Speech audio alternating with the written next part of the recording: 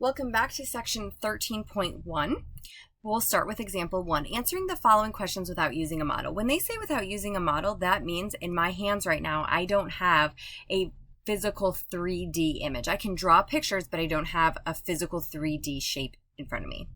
How many faces, including the bases, does a prism with a parallelogram base have? What shapes are the faces? All right, so let's take a look here.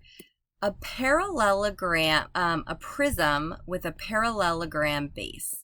So maybe it looks like this. So a prism, remember that a prism has two polygons, the same polygons on the top and the bottom. Now we don't know if it's a right prism or an oblique prism. So let's just start by saying, okay, maybe it's a right prism. And so these are just right on top of each other. So this would be a right prism. So how many faces does a prism with a parallelogram base have? Well, I know that the bases are each going to be 2, right? There's 2 faces there for the base. And then we've got 1, 2, back face, 3, 4. So that's going to have 6 faces. Now, what shape are these? Well, if I look at this here, I can see that these faces, they'll be rectangles. They'll, if it's a right prism, the 2 faces are going to be parallelograms, right? These are the parallelograms on the bottom, but these are going to be rectangles. So that I know if it's a right prism, right? Because these are going straight up. But what if it's an oblique prism? And please forgive my art here. But so, okay, we're going to connect this one to this one and this one. Oop, it looks like let's start over here. Now you can see how to draw these. All right, so we got our base and our base, and we're going to connect. So this one goes to that, that goes to that. Okay, so what do I notice here? These are not rectangles. These are also parallelograms. So if it's right, it's going to have 4 parallelograms and, excuse me, 2 parallelogram bases and 4 rectangles. If it's not right or oblique, it's going to have 6 parallelograms because the faces here are also parallelograms. How many edges does a prism with a parallelogram base have? How many edges? Now remember that the edges are where those faces meet.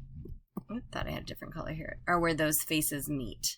So I think I prefer my right one just to see here. So I've got 1, 2, 3, 4, and then I've got 4 there that connect to the vertices of the bases, and then from the bases itself I'm going to have 1, 2, 3, 4, and I've got 2 bases, so 8, so I'm going to have 12 edges.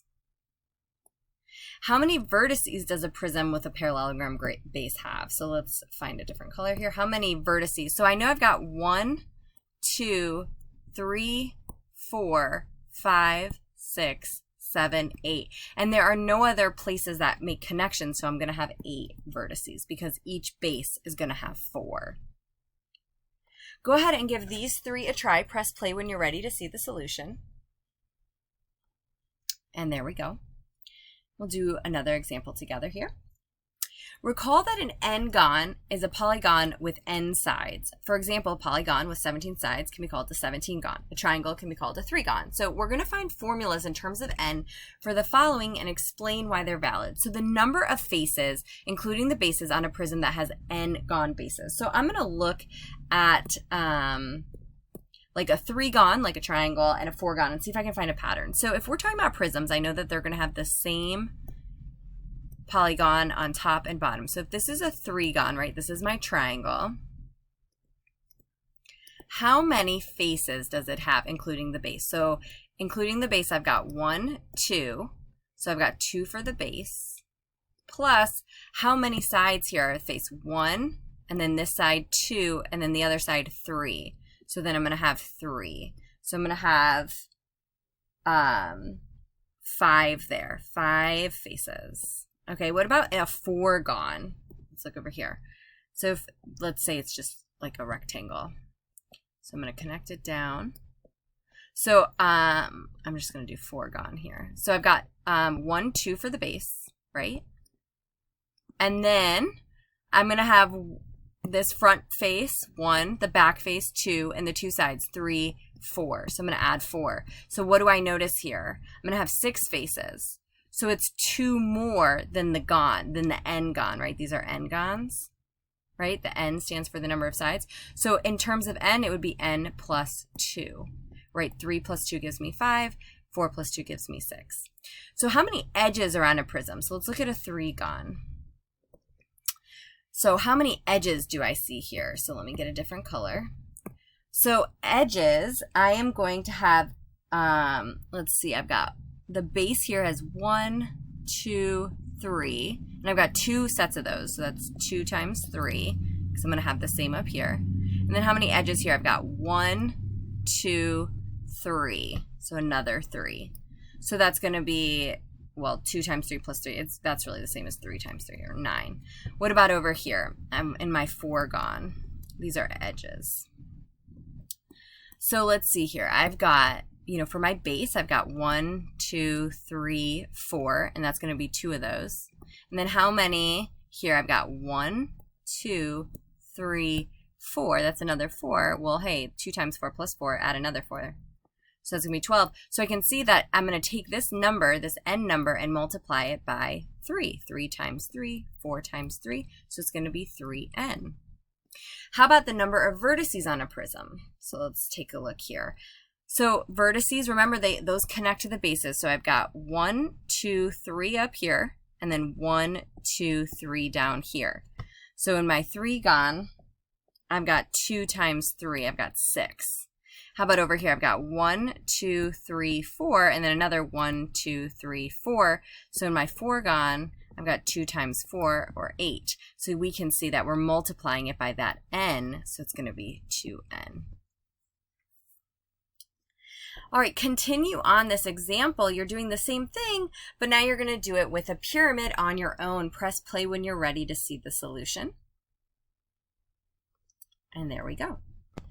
Let's do an exploration here. Remember, do not skip these. Get the materials that you need. Take your time on them. It's way, way important that you spend the time exploring before you learn the material.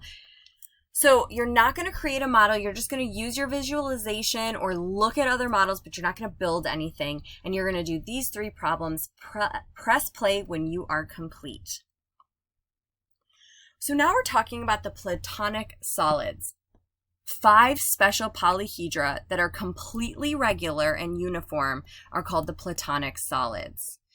Now, the tetrahedron has 4 equilateral triangle faces and 3 triangles coming together. So here you kind of can't really see, but it's got a triangular base. All of the faces and the bases are all triangles. Cube, we're going to have all of the bases and the faces are the same. And that's the idea here with these Platonic solids, as the bases and the faces are all the same. And just to understand where the name comes from, that tetra means 3, octa means 4, dodeca means 12. So these are named for their bases and their faces. The Platonic solids are special because each one of them is only made of one kind of polygon, right? Bases and faces are all the same, and they come together at each vertex. And the Platonic solids are the only convex polyhedra having these 2 properties.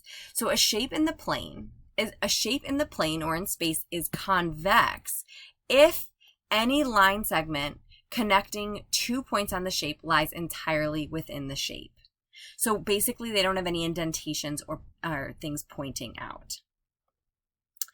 So if you make a Platonic solid with plastic or paper, you may begin to see why there are only 5. When you put polygons together to make them, you may notice that when angles at a vertex add to more than 360, the shape you make will be forced to have indentations and protrusions, and it won't be convex. So for a polyhedron to be convex, the angles coming together at a vertex must add to at most 360, and that puts limits on what's possible.